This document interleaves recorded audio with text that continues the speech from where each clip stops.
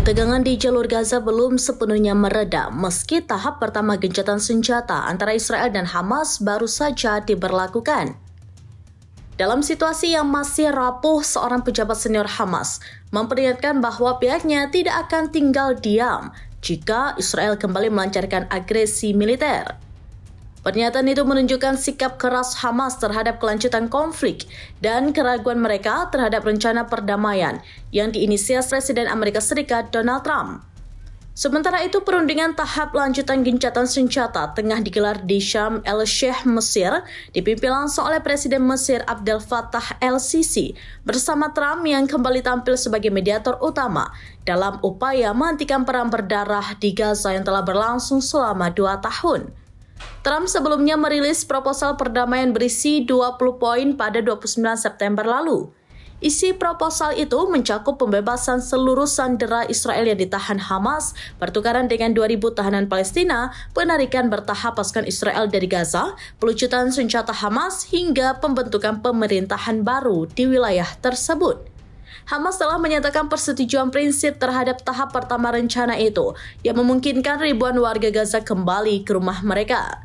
Namun, mereka menolak keras tahap kedua yang berisi tuntutan pelucutan senjata dan penghapusan peran Hamas dalam pemerintahan Gaza.